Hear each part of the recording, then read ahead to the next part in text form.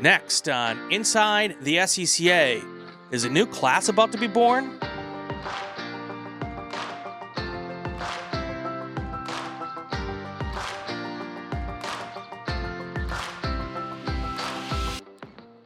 My guests on this episode of Inside the SCCA, two people behind a new class that's being suggested for club racing.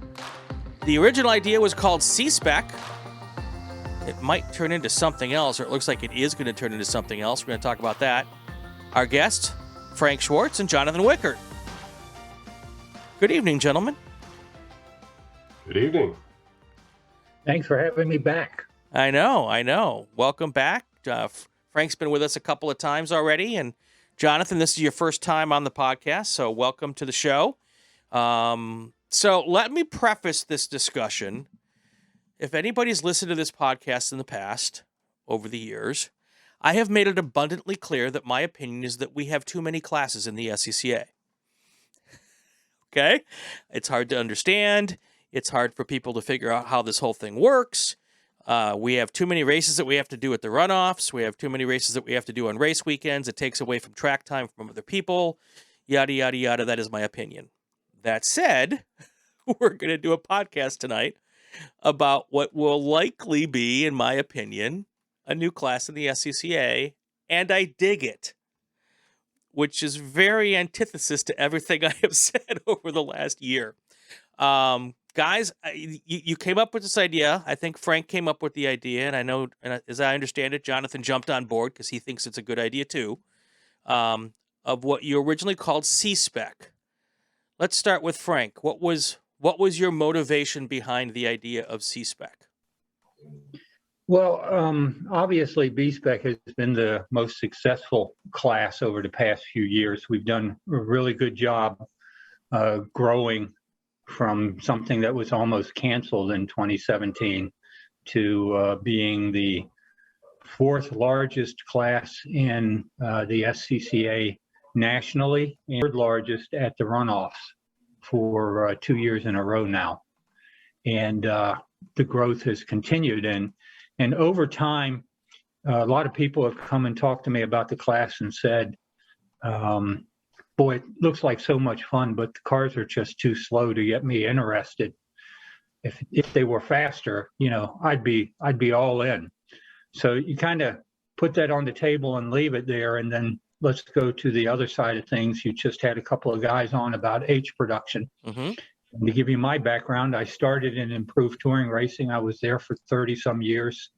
I went to H production only for 2017 because the runoffs at Indianapolis, and obviously IT cars don't run the runoffs.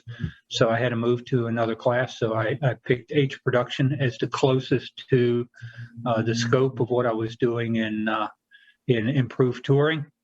And I found another home, another great group of people. And let's face it, I don't care what class you're in. There's going to be a core of great people in all of them.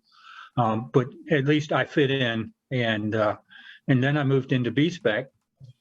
And, the H production guys have talked to me a lot about how I grew B-Spec and what they can borrow. And they've created a ton of new stuff, I didn't even think about. It's great. So, they're off doing their own thing, growing that class wonderfully. But in looking at a lot of the data, it hit me how old IT and production cars are.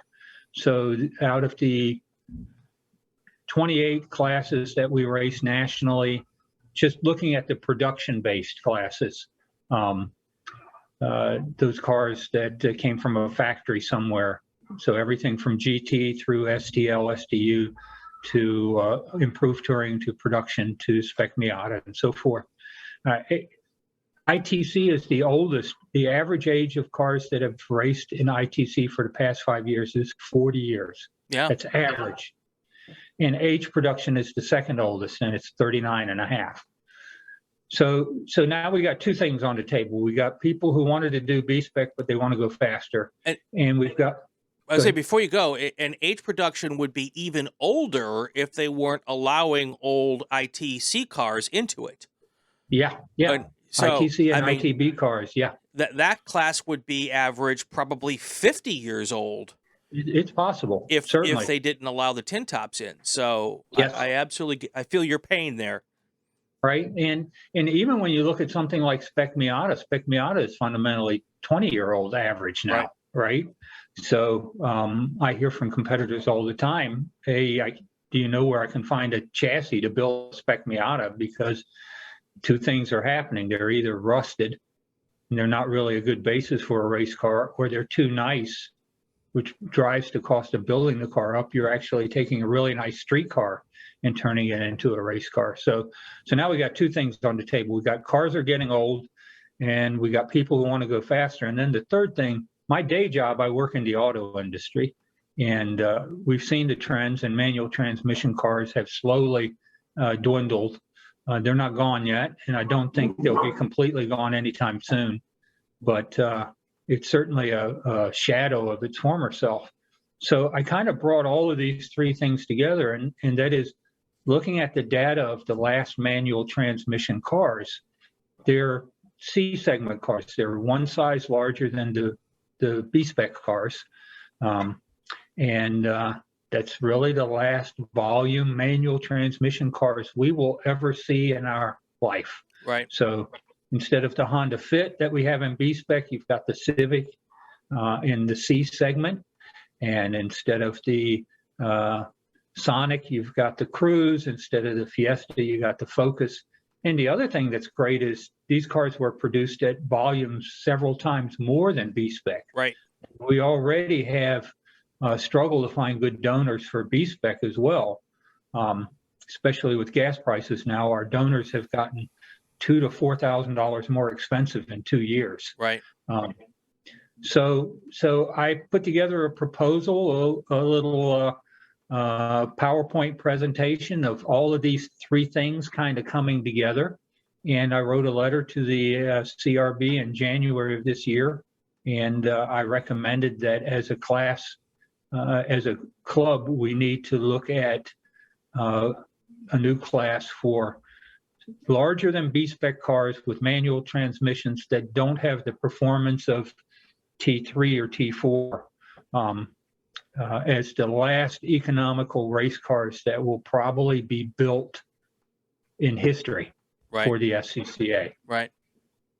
So that was the start of it. So I've been lurking on, you created a Facebook group to talk about this and to hash it out and to get ideas. And I've mostly just lurked on the group and watched the evolution of the idea. The only question I had about it, and I brought it up to you and you explained it to me, is why not A-Spec as opposed to C-Spec? You know, because in the club, A is faster than B, and B is faster than C typically, or GT1, G2, GT3. And you explained that C-Spec is how the auto industry refers to C-segment cars. And being an auto industry guy, you knew that. And me being a guy who's not in the auto industry, I didn't. So it makes sense. But in your PowerPoint, in addition to its kitschy memes, which I absolutely love, by the way, you pulled the whole thing out and talked about the dollar figures, where things are at. And the interesting thing, or one of the interesting things, is where you talked about the speed of each class. And you had them all compared, starting with our fastest sedan-ish class, GT1, and then going all the way down, and how this C-Spec would fall somewhere around the Spec Miata category in performance, without being a Spec Miata type class, which is kind of cool. So it's a little faster than B-Spec, like you were hoping for, and but not crazy fast. It's going to cost people a ton to get into it. And that's kind of where it lies out. Jonathan, you're here with us. Frank said that you were one of the more vocal proponents, so I wanted to have you come on. When you first saw this, what was your initial thought, and what made you interested? Yeah, it was a little over a year ago, and Frank had come to Blackhawk. A bunch of us new guys were in B-Spec and just getting started. Me being one of them, I just built a Sonic, and just kind of offhand, Frank mentions, there's this idea of C-Spec that I've got, and my ear perked up like, C-segment cars, speak more of this, because they're they're quite popular. You see them around a lot, and that would be really easy to, and if they follow the B-Spec kind of line of thinking, to build and quite affordable to build. And so I was interested, and I like the Cruise. We're on the Chevy platform already. That's the same engine that I already have. I already have 2 of those in my garage right now. So for me, it was just kind of a no-brainer of like, I would like to build one of these also. Full disclosure, and I hope my wife is cooking and not within an earshot, I have a perfect B-Spec donor in the garage, and I have a perfect C-Spec donor sitting on the street. So I'm a Honda Civic and a Honda Fit owner, and I am ready to go. Unfortunately, both those cars are seemingly in operation doing something else.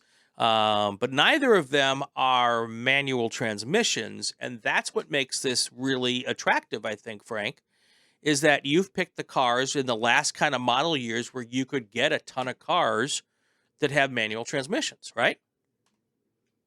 Yeah, so inside the industry, we have a company called Schwartz that publishes automotive data in terms of, how many cars are built every year, month by month, how many of them have automatic transmissions and manual transmissions and stuff like that. And it's one of the things in the beginning of B-Spec that really concerned me, how many manual transmission cars are actually out there.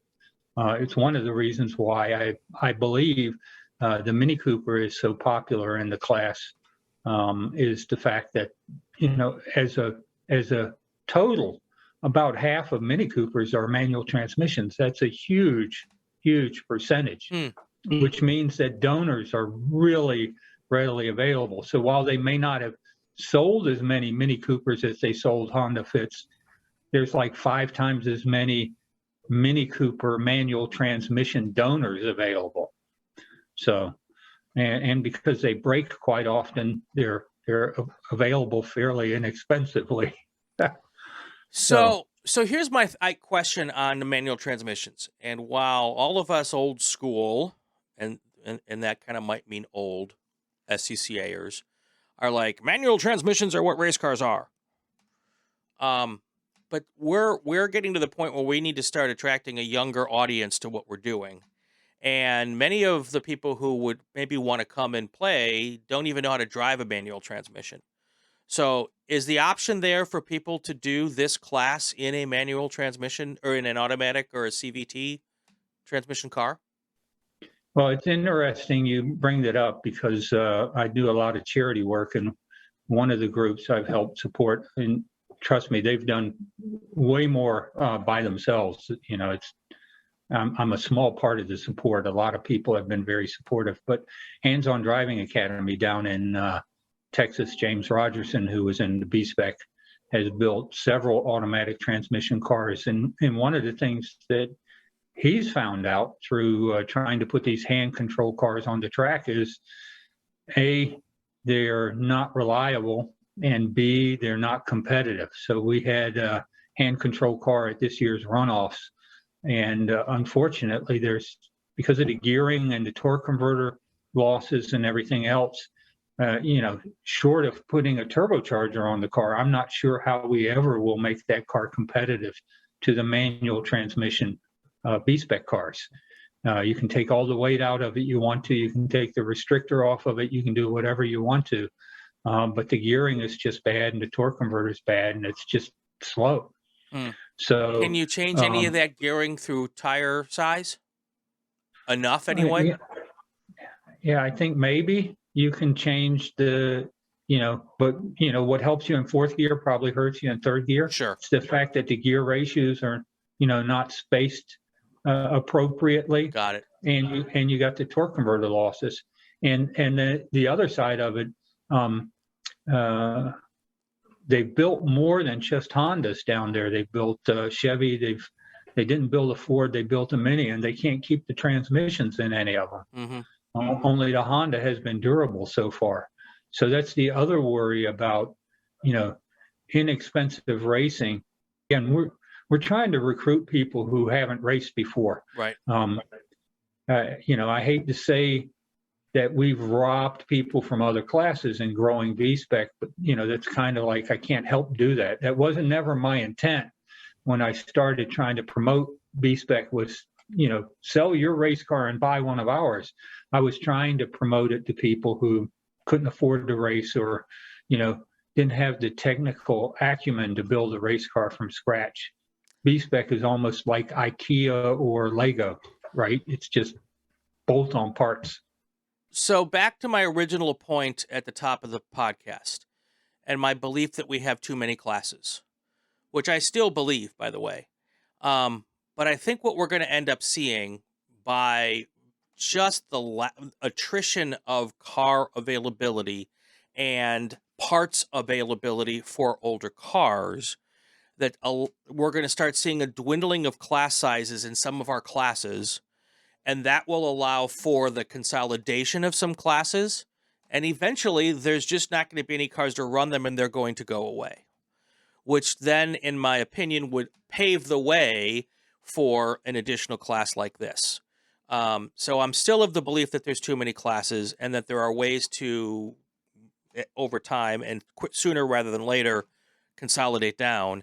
I also think that we're going to have to find a place for an E-class, an EV class at some point in time, because that's where the future of a lot of what's happening is going, whether we all like it or not.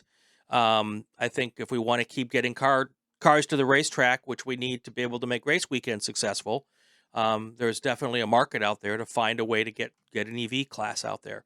But that's another discussion for another podcast. So now here's something crazy, though. You said you wrote a letter to the CRB. Now, from what I understand, letters written to the CRB go to like some crazy fantasy land where they're never opened and never read and never considered. But I understand that this was maybe even put in a recent fast track? Yeah, Jonathan, I'll let you handle that one because you kind of let me know today. My dripping sarcasm, by the way. Yeah. As Frank mentions, apparently today, what's being called T5 is now the product of all of the earlier work. And Frank's ideas, as you mentioned, the Facebook group, he brought him to the Facebook group, and then a lot of that was crowdsourced. For example, creating a spreadsheet and getting model information out there so that we could begin putting these cars in and maybe putting them into T4 or wherever we could, just to get them active and then build the class that way. So as it was in C-Spec trim, we had a lot of sort of ground up grassroots building, and then as you see it today's fast track labeled T5 under Frank's name. Right. So, Frank, have you talked with the club as to the thought process behind making it a T5 versus a C-Spec? I haven't talked about that in direct conversation, okay. But over the past weeks, I have had conversations with the CRB in terms of what their thoughts were, and I'm the first to admit I have good ideas sometimes, but I don't always think them out fully. Sure. And I, it's one of the reasons why I've encouraged the amount of disagreement we've had in the Facebook group. There have been quite a few people who have very strong opinions that are opposite of many of the group members. And I've even gotten messages, maybe you want to stop this train of conversation. And my feeling is no. Right. It's kind of healthy because, I don't know what I don't know. Other people know stuff that I don't. And, one of the things that's happened is I was looking at a newer model car year than what came out in T5. I was looking at similar model years to the B-Spec cars, which are basically, B-Spec was created around new cars in 2012. So, my thought process was, as automotive industry has become more, as it's developed over the years, car companies benchmark each other, and the cars become more and more similar with time. So it becomes a whole lot easier to make the cars perform the same if they're already copying each other's suspension designs, braking systems. Mm-hmm. They're all about the same size. They're all about the same weight. So when you look at 2012, there's a lot of similarities. When you look at 10 years earlier, 2002, there's a lot more diversity in the cars. You go back to 1992, there's this huge diversity. And that's one of the things that happens in classes is, the club doesn't guarantee competitiveness of any particular car. But at least within B-Spec and Spec Miata and some of the other spec classes, there's an overriding desire to make the cars perform as equally as possible over the course of a year, considering that different tracks, different horses for different courses, different cars perform better at different tracks. And, there's a lot of people who complain in B-Spec about the cars that aren't equal at the runoffs. Well, the runoffs are on really long tracks. And sometimes to make a car equal on a really long track, you make it an overdog in shorter tracks. So, we have to look at all the tracks we race over the course of the year and get some things equal. So I've only looked over the T5 rules in fast track for a very short period of time before our conversation today.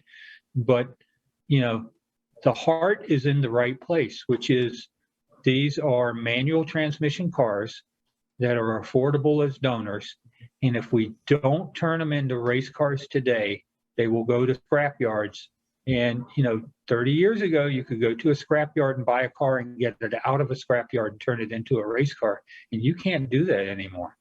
Yeah. Right. So if you don't buy the car while it's on the road or before it goes to the scrap yard, it's gone. And if all these manual transmission cars end up in a scrap yard somewhere, we've kind of signed our own death warrant in club racing for production-based cars because there's just no more being made. And from an economic point of view, I don't know about you, but I can't buy a brand new race car and turn it in, buy a brand new street car and turn it into a race car. Right. It's just not a good use of my finances. Right. There's plenty of people who do, and that's great, but the club has to be built around all economic levels, not just those who can afford to go to the track in a toter and a stacker trailer. Right. Right. Having something like that.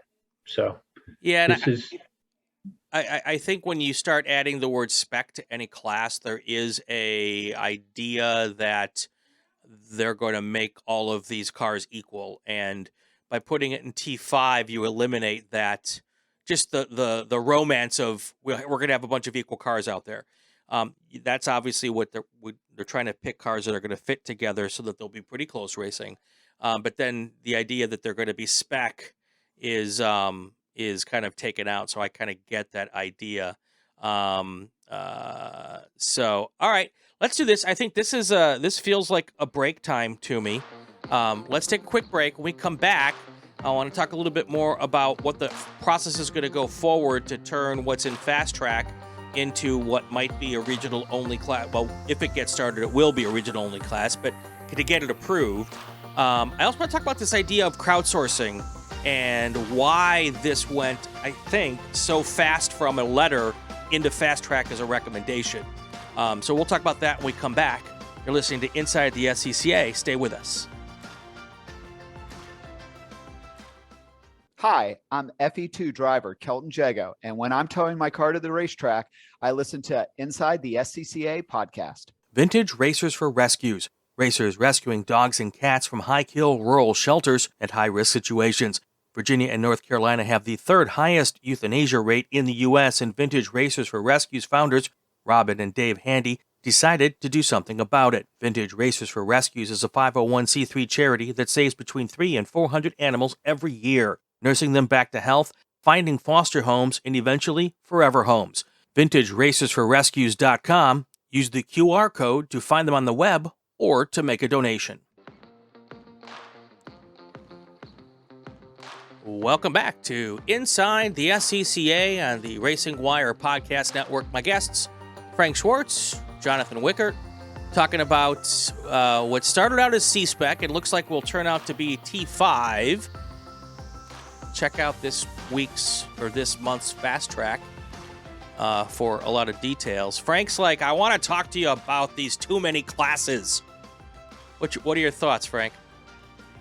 Well, I look at things from from a business perspective, and that is, everything's about marginal cost. So if I sell 100,000 4-doors a year, and I can do a little bit of changes and do an extra 20,000 in 2-doors, 20,000 2-doors doesn't make sense, but on top of the 100,000 4-doors, it makes a huge sense, because it's the additional profit comes from the more you make, not from your first one, but marginal for those that come afterwards.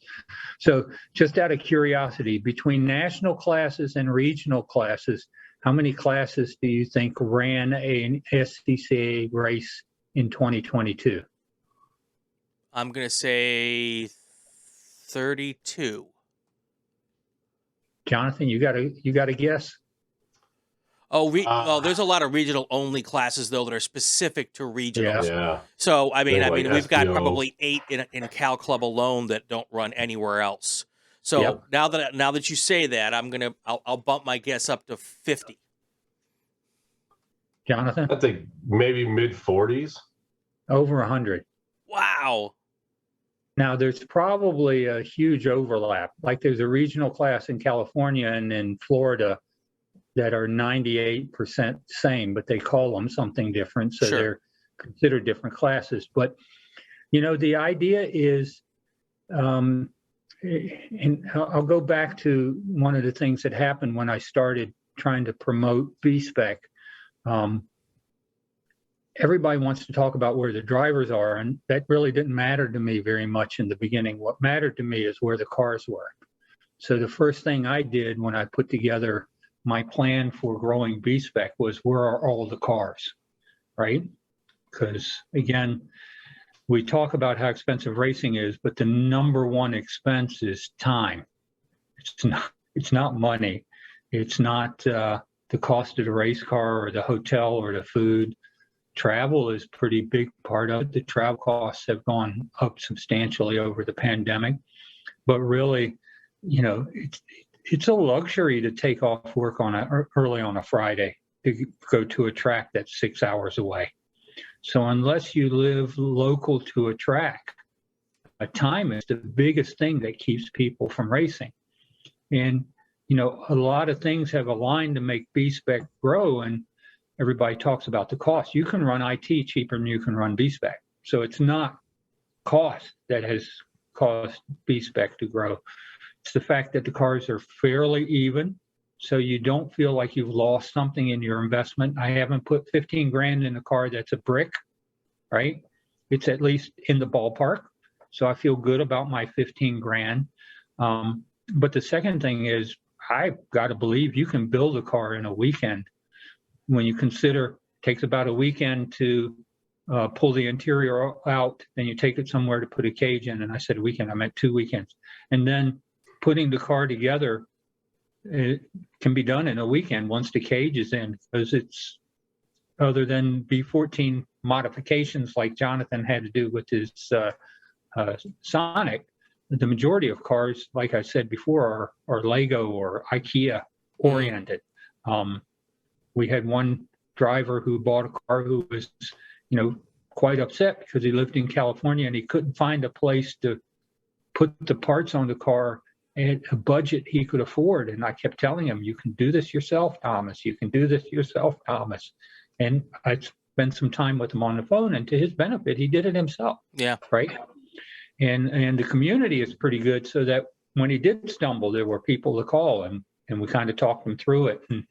And that was the other part of C-Spec.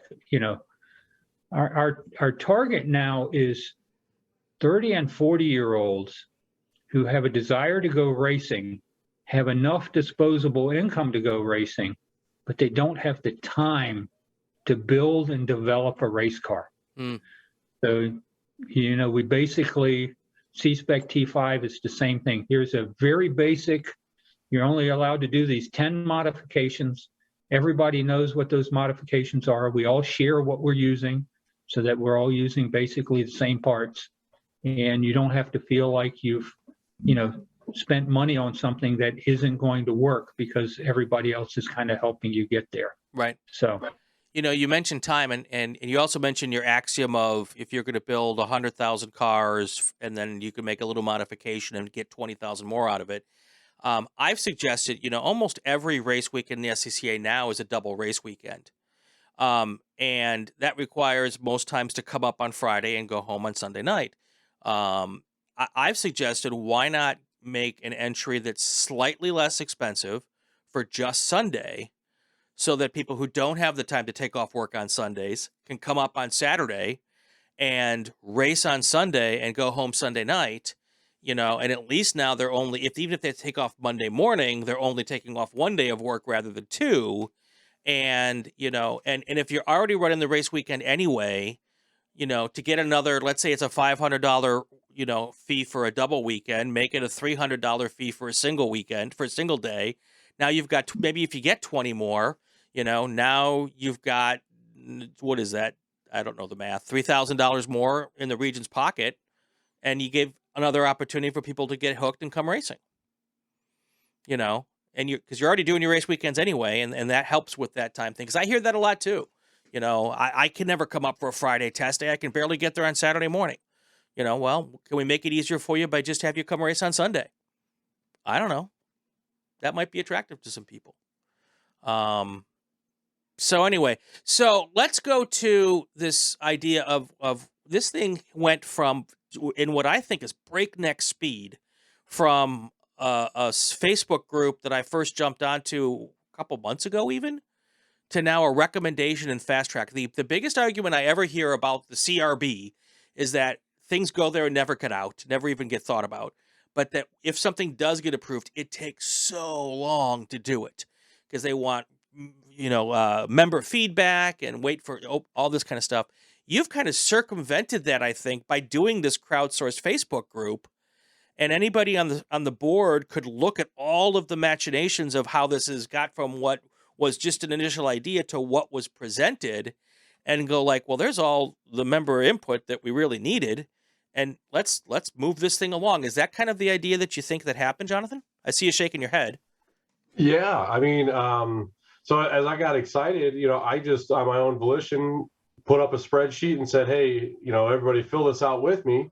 And so I put some models up there, and I was thinking somewhat similar to B-Spec, start with 2012, and really, filled it out like you would fill out a VTS, and then put all the information down. And other people jumped in, joined in, and you learn things. For example, in the T5 that they published today, they say the Cruise has 138 horsepower. Well, yes, if you're running E85, it does. Right. So, and you learn like, okay, well, that's not exactly going to work. It's actually like 126 or something like that. So it's a lot lower on horsepower. And that led to discussions. That led to, what do we think? Sedans, hatchbacks, what matters? What should we put in? And I think one of the more important discussions that came out of that Facebook group is around suspension components, because that's going to be your most significant performance improvement component in this type of class. It is for B-Spec too. And I went through the struggle when I built my B-Spec Sonic. The GM kit wasn't out at the time, and I wanted to get going. And so I ended up getting a B14 and figuring out and putting on a bench and measuring and doing all that stuff, and getting it bolted up eventually, and getting that approved, with the B-Spec committee. So it took a process. Well, I didn't really want people to have to go through that again. And so like one of the discussions we had was, well, maybe we need to go to single adjustable, and maybe we say something like BC Racing coilovers. Because what we really want is click and point. Here's what you need. Click this link, buy it, get it, put it on. And that's the best way we're going to get the most amount of people, especially, Frank says, we want people outside of SCCA joining. Right. That's the easiest way to get them say, oh, that's all I have to do, click, point, buy, bolt, and get into racing. So can people just go with the stock suspension to get started? Or do they have to make the modifications? Because that was the thing that we loved with IT.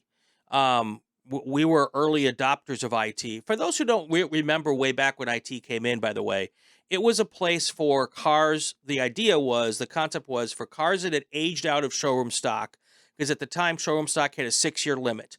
You could race nationals for 4 years, regionals for 2 years, and then you were done. There was no place to race those cars. So they created IT for all these old SS cars to go into. And all those old SS cars were showroom stock cars, and you could literally drive the stock car, put a different set of numbers on or class letters and go IT racing. So is there the opportunity for me to take my Honda Civic, throw some numbers on it, put a cage in it, put the belts in, and just go racing? Yeah, I mean, knowing I won't be competitive, but yeah, it's one of the downsides of what I was never able to create within B-Spec. The problem is you can build a B-Spec car for about 15 grand today, 10 grand 2 years ago. It's gone up by about $5,000 in the past 2 years because the cost of donors have gone up by about 3 grand and the cost of materials have gone up by about 2 grand. Mainly the cage has gone up at least $1,000. Yeah, steel's not cheap anymore. Yeah, so and people's labor isn't as inexpensive as it used to be. So right. What you could build 2 years ago for 10 grand now costs you about 15 grand to build, but you don't have to spend 15 grand. For example, one of my cars that has quite a few track records still has the stock steering wheel in it. I never put a quick release steering wheel in it. That's a $250 by the time you have the adapter and the steering wheel, to $500, depending on how expensive you want to go. You're also a skinny guy. I need that removable steering wheel. I don't have that option. Well, that's a funny thing too. One of the things we found in B-Spec that we didn't really realize, I have 5 renters now who are over 6'5". Right. And, I'm sorry, I have an IT car. None of them are getting in my IT car. Right. But as people have gotten larger, car interiors have gotten larger. And, I'm 6'1". I get in my Mini, I can put my helmet on in the car. Right. I don't have to put my helmet on before I get in the car. Right. And that's a huge benefit to all of this too with the larger cars. But yes, I understand what you're saying. My problem's not height. My problem is girth. Yes, I am the perfect height for a Formula One driver. I am not the perfect width for a Formula One driver. Let me just put it out there. Yeah. And at least one of the other advantages of the B-Spec, C-Spec, and this is where I really like it, is I tow on an open trailer. Yep. I still have my front windows in. Frank mentioned it, and I thought I'm going to keep my windows in. So I literally put all my stuff in my car. I don't have a tire rack, a wheel rack on my trailer. Everything goes inside the sedan. I lock it up, and there we go. Yeah. And what do you tow it with? I tow it with my Yukon XL. Nice. My family vehicle. Absolutely. That's fantastic. That's grassroots as grassroots gets. I went to Blackhawk not too long ago, Jonathan, on a tow dolly. Yep. So that's yeah, you did. Blackhawk was one of my home tracks growing up, so I know it well. I know it well. So now that it's in fast track as a recommendation, do you guys understand what the process is from fast track to we're gonna make this T5 a reality? Yeah, I mean, people have an opportunity to give their feedback, and then the CRB takes that and it goes to the board of directors, and the board of directors is the only ones who can make rules like that. So, I know you talk about the process. I'm now on an advisory committee for rules. I had no clue how the process looked right 2 years ago.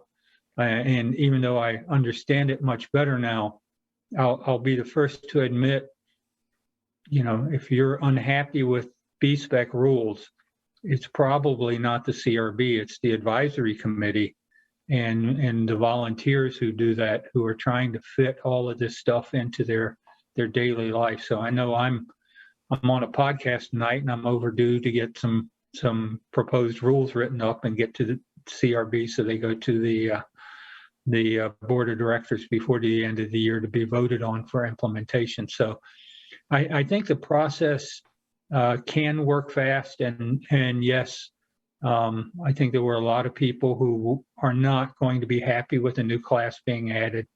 And my only argument to all of those people is I understand why, I don't really have a good argument against it, other than 20 years from now, the average age of our cars can't be 60 years.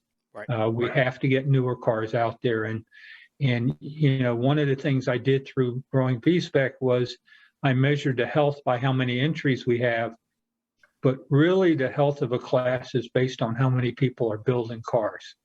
Because think about it like population, right? It's how many babies people are having. You have a death rate. Death rate is unavoidable. We lose cars every year to accidents or to, I can't get that transmission prop shaft anymore, or, something else is missing or hard to come by, or I can get it, but it's like ridiculously expensive. An IT car, I have a friend who races an MR2, and, the front bumpers are just unobtainium right now.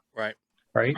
So when he damages his, it's not like he can even go out and get a fiberglass one, because that's not legal per the rules.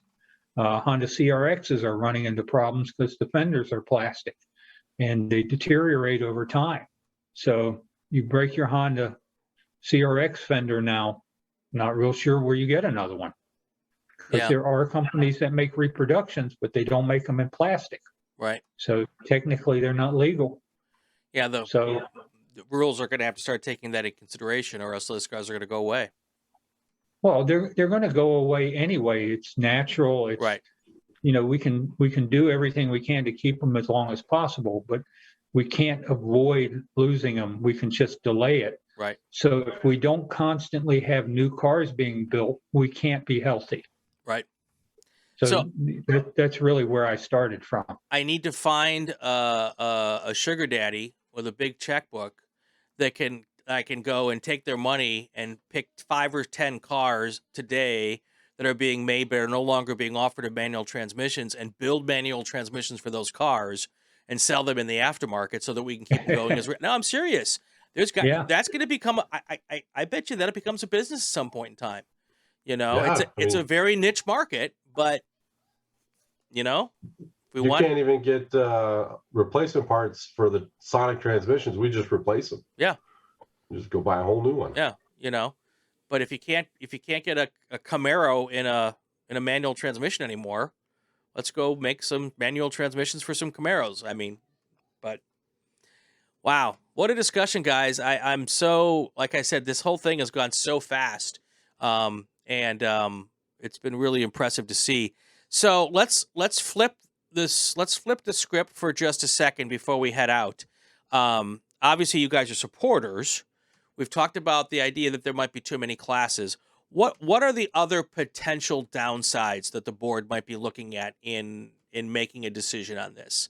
What are the other, why are there any reasons you can think of not to do this? And then what would your arguments be against those? Well, I mean, we're a volunteer organization, and volunteers are already spread thin. Right. So, putting more work on the people who are already volunteering is always going to be difficult. The good news is when you have an idea that ignites passion in people, maybe it grows more volunteers. Yeah. I couldn't have imagined 6 months from now, Jonathan would be on the podcast with me talking about this. So, you throw the ideas out there, you see which ones stick, and you see which ones excite people and get other people involved. And that was probably the most exciting part to me. Got a gentleman down in Florida named Mike who's been very adamant in disagreeing with me on several of the directions that the majority of people in the group have wanted to go. And all I can sit there and think is he's passionate and he's excited. I don't care that he disagrees. That's awesome that we have that. And actually, one of the things I disagreed with is now included in the T5 rules. It should make him pretty happy. I wasn't looking at the older cars. And, my rationale was the older cars are harder to balance. Right. He was very adamant, let's use the older cars. They're less expensive. There's more of them available. And he's right. And that's what's in T5. And I'm cool with that. Doesn't have to be exactly how I envisioned it. again, the heart's in the right place. We're trying to get these cars built into race cars while we can, and trying to excite some new people to get involved in racing. So Right. hopefully that accomplishes that. It's always hard to gauge interest in things like this. But you have, I'm just looking at the C-Spec Racing Facebook group. There's 403 members. You know, if this becomes T5 and it becomes a reality, and let's say 50 of those people build cars, you know, to get started, to gain some interest. I mean, so you've already helped the club in the process by gauging interest, crowdsourcing a rules list, finding people who are passionate about this idea, maybe in both ways.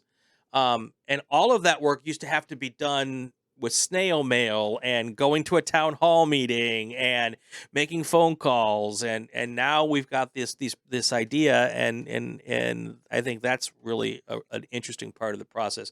I interrupted Jonathan. What were you going to say?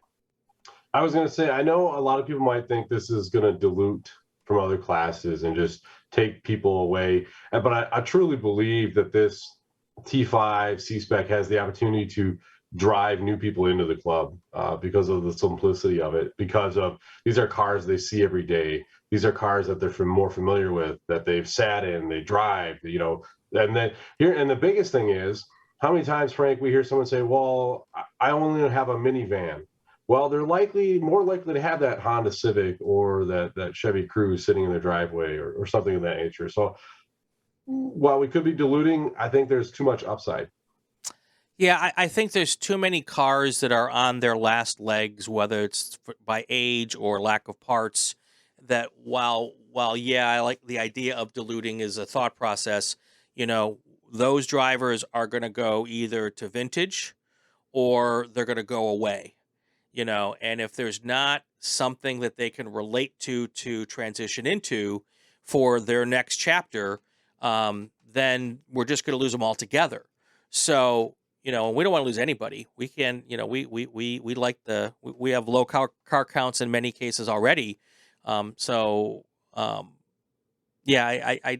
I think this is an interesting slot because, you know, maybe the other idea would have defined other classes to put these cars in, but they all make sense together in either a C-Spec or a T5.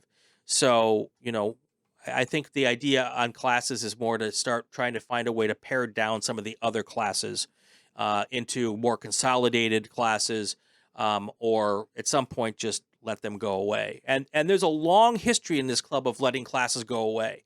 If you go into the runoffs record book, it's really interesting. I was going to the runoffs this year and doing the show, I went through that whole 600-page monstrosity. And the one thing that struck me was how many classes we used to have that we don't have anymore, you know, and how many classes started as, I mean, look at the production. There used to be FGH. Was there another one? But now we have F and H. G is gone. There was one more production class as well. I think there was D production. You know, and they've now we're down to F and H. So the history's there for doing this, and I think it should be done not to eliminate a T5 or a C-Spec, but to help pare some of these other ones down. It's just my opinion. Yeah, and we have E, just so we don't forget those guys. Oh yes, E. Yeah. Sorry, Eric Pearl. I apologize. Yeah. Yeah, I mean, you know, I keep coming back to what's really the biggest issue with getting people involved in racing, and it's not. I'm sorry, we talk about money all the time. It's not money, it's time. Mm-hmm. And it's one of the key things that I think that is hurting the formula classes and the prototype classes is the amount of time it takes to keep those cars functioning and also to develop them, right? And yeah, okay, we're in the whole realm now of everybody gets a trophy and people use that as an excuse. But I think the reality is there's only a certain amount of people who are happy running around on a racetrack in a car they know isn't competitive. Right.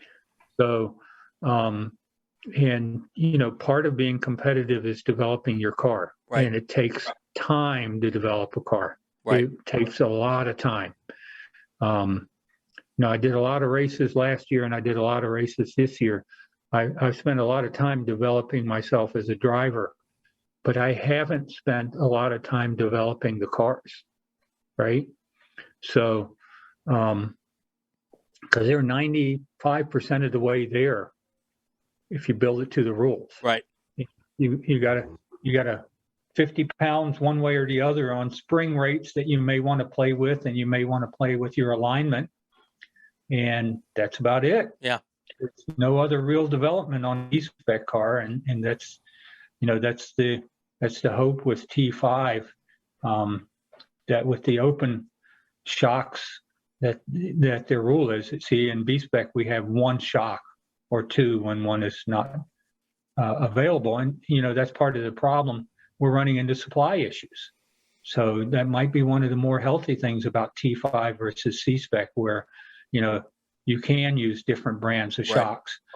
Right. The culture of the class will be interesting. Right. Because if it follows B-Spec, the people in T5 who figure out this is the best shock to have on the Mazda 3 will share that information, and then everybody will build their Mazda 3s the same. Right. Versus everybody having to do individual development to find out which shock works best. Sure. Right? So hopefully the community gets built right from the beginning. Right. Absolutely. All right. So folks, here's how this works. If you go to Fast Track, look at the rule set. If you like it, call up your board of directors member. Let them know. Send them an email. Don't call them. They're probably busy people. Send them an email. All their emails are out there. Let them know how you feel, because that's part of how they make their decision on this kind of stuff with member input. And if you think this is a good idea, and if you don't, then you can tell them that too. That's all part of how our club works. Yeah, and I would say before you get the board of directors involved, give the CRB an opportunity to hear your point of view. Sure. Because it'll go back to the CRB beforehand. So okay. You can write a letter to support a letter or to object to a letter. Got it. Okay. Right? So write a letter that says, we got enough classes, I don't like T5, or write a letter that says, this is great, but you missed a car, or this is great, but I would do something different with the rules, or it's perfect like it is. You can write those letters to the CRB, and we have a wonderful system which isn't really communicated very well, where all of that stuff gets documented and we all get to read it, see it, and the advisory committees get to weigh in on it. It's one of the reasons why our meetings take so long, because we literally do go through every letter. And sometimes we don't come to a consensus right away, and we have to keep talking about it month after month, gather more information. So that's part of the reason why sometimes it takes 6 months to answer a letter, because we need to do all the investigation work to make sure that we have all the data correct before we make a ruling on it. I say a ruling, the advisory committee makes a recommendation. We don't make any rulings. So, right. All right. So, and if you don't have to be an engineer to write any of these letters. If you've got some ideas, you put it down, and if those advisory committees are interested in your ideas or they want clarification, they'll get back to you. So if you've never written a letter before, just give it a try. It's real easy, all done online, and you don't have to have. A lot of times they just say, "Well, hey, do you have a part number for that?" And then they want a part number. So don't let that stand in your way. If anybody's interested in writing, just give it a shot. So is there like a link online that you can go to and to get to the process? Yeah, I'll send that to you, and maybe you can find a way to incorporate it into the podcast at the time. We'll put that in the show notes. So we'll get all the information there for you. I'll also put a link to the C-Spec Facebook page in the show notes, so you can click on that and read through the process. Last note before we head out, I'm abundantly impressed at the respectfulness of the discussions in that C-Spec group. Even when they got a little bit heated, everybody kind of dialed it back a bit, but it has been a really, really cool process to watch.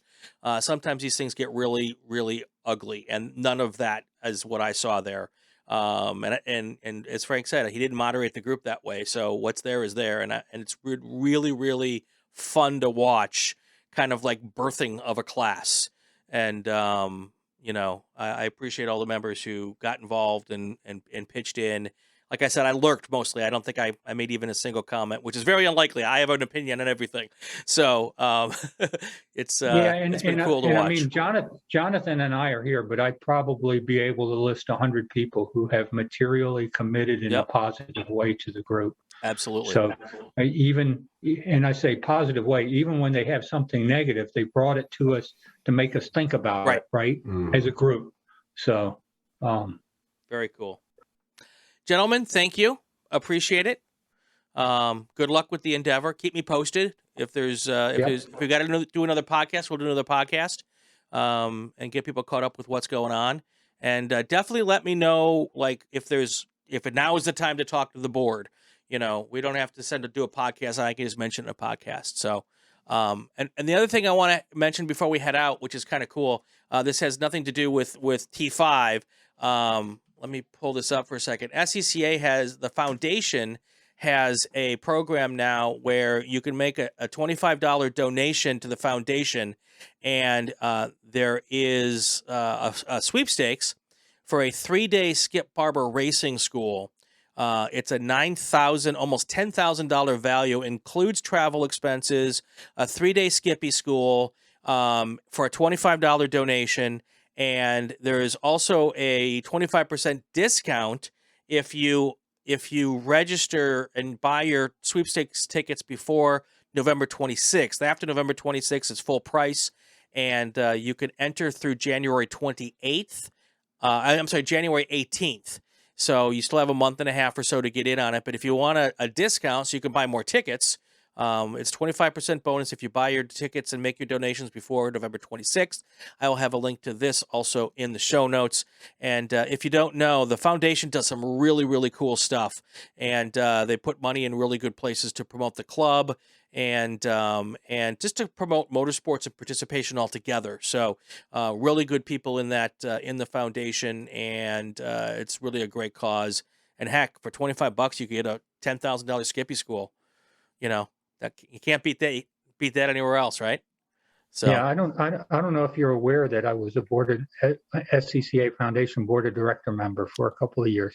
I was not. Yeah. So SCCA Foundation works with the teen driving. Yep. Work with women on track. We work with vet motorsports. It's where I get involved in a lot of my charity work through the foundation.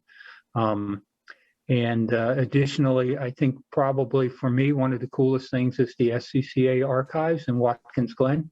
If you're ever up there for a race, you should take some extra time to go look at the archives and see all of the stuff we have.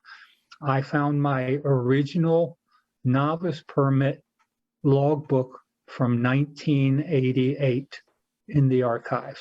Wow. Which was kind of cool when I was there. So that was the year I got my first novice permit too. Really? Yeah, 88. 88. That's my 18th birthday present. Summit Point, West Virginia for me. Yeah. And back then we had to do 2 driver schools at different tracks, if I remember correctly. Yep. So I did Summit Point in Charlotte. I did Mid-Ohio and Road America. And then my first race was Rockingham Motor Speedway. Very cool. Yeah. All right, gentlemen. Have a great night. Keep us posted, and we will keep everyone up to date on what's going on with this as we go forward. All right. All right. Thank you. No problem. No problem. That's going to do it for this week's episode of Inside the SCCA. If you like what you're hearing, subscribe to the Racing Wire Podcast Network so you won't miss an episode. Also, leave a comment, especially if it's a good one. If it's not, go leave it on some other podcast page. You can follow us on Twitter at RacingWireNet. There's a new Inside the SCCA every week. I'm Brian Belansky. Have yourself a fantastic weekend. Stay safe and go play with cars.